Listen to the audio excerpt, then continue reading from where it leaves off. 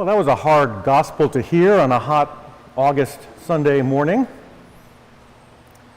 I'm not quite sure that any of us came this morning hearing more about division and brokenness in families and judgment in our time. Got plenty of that going on in the world all around us. I think we would rather come here and hear words of assurance and peace. Instead, Jesus proclaims division in his time as well as ours, I think.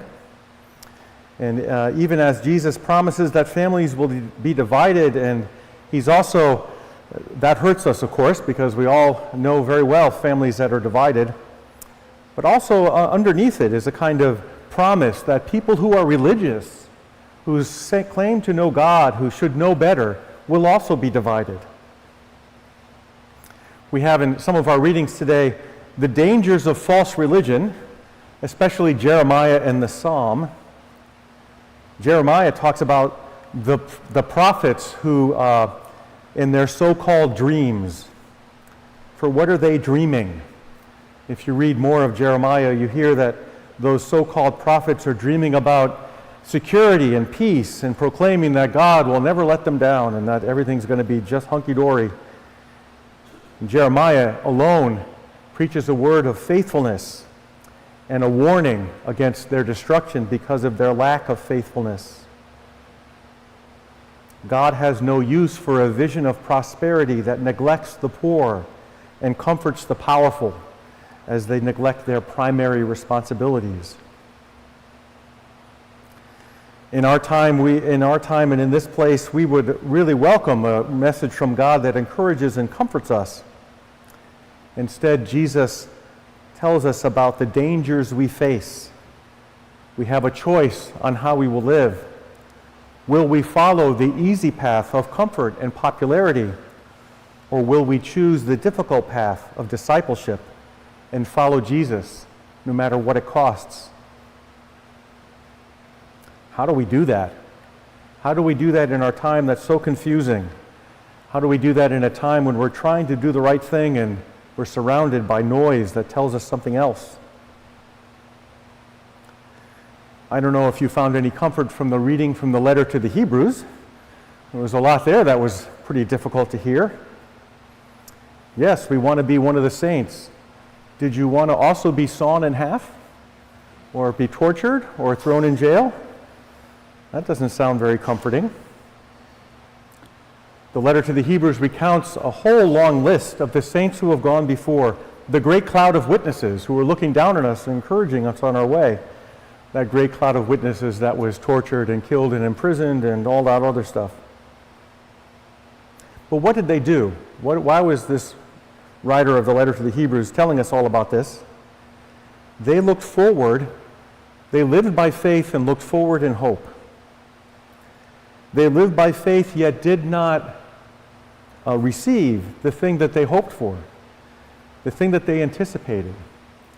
If you read through the letter to the Hebrews, it's over and over a message that Jesus is the fulfillment of all that hope. Jesus is the fulfillment of all those things that aspired to something better. And the life and work, the death and resurrection of Jesus is the fulfillment, the culmination of God's plan for us. That's what this great cloud of witnesses was looking forward to. The message is basically that it's the life and death and resurrection of Jesus that gives meaning to our lives and shows us the way. So what do we do in this present time that we live in? It's not we don't live in a time of comfort and ease. We live in a time of confusion and danger. You could all write your own list of the things that trouble you. People taken off the street without due process. Our social safety net, inadequate as it is, seems to be further unraveled because apparently people need more money. The most vulnerable among us are being bullied and insulted by people who call themselves our leaders. We have this odd time where it seems to be racist to point out racism, and we're declared weak if we show empathy. And all of this is to create a so-called Christian nation which doesn't seem to have much to do with Christianity as I've always understood it, and seems to be bent on describing a world that erases history, that makes us uncomfortable. So what do we do with all this? I think we start with who we are and to whom we belong. In who we are children of God, called to live in love.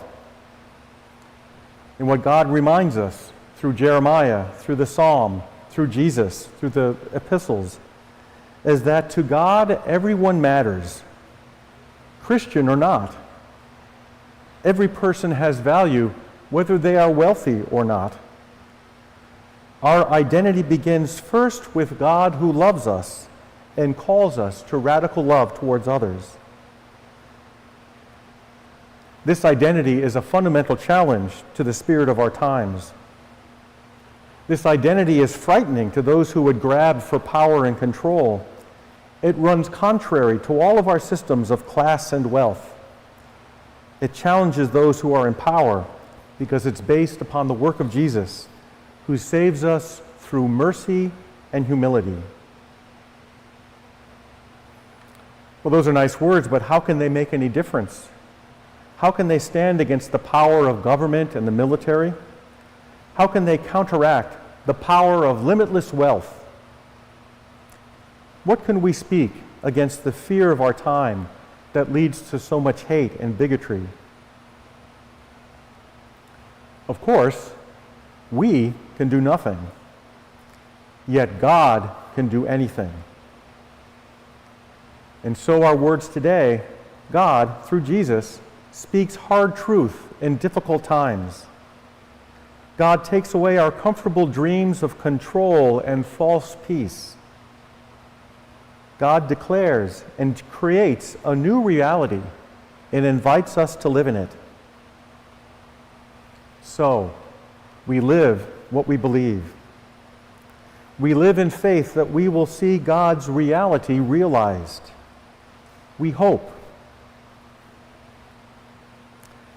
Back in Harrisburg, we had a colleague, the Reverend D. Marie Tribble, a minister in the Church of God, the exact opposite of me.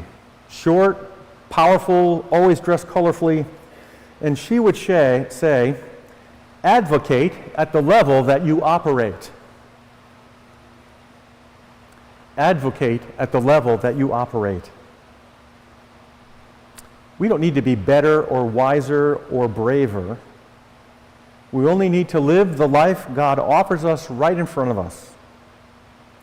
So look, pay attention, be awake. There are always opportunities to be kind, to encourage, to help, to love. Do those things you already know how to do. Speak the truth by all means. And the more you speak, the more courage you find you will have. You don't need to become an orator. You don't need to change anyone's mind, but speak what you know. Do the obvious things. Vote, read, listen, learn from others. But the most important thing is to love. Love your friends and family as imperfectly as you can. Love your estranged and angry family to the best of your ability. In my experience, the people who are most angry are most in need of love. It's not our job to fix anyone, only to proclaim the love as best we can. And do not stop doing what is right. Do not stop seeking the kingdom of God. We have all been invited into a new and better reality where everyone is loved and everyone matters. It is a place of fullness and abundance and joy. The world is full of people who are trapped in fear and anger, and they are also invited. And whenever God establishes that new heaven and new earth, we will all be reconciled. But until then, we live in hope. We live with joy, not because of our brokenness, but because of new life we have, despite our broken world.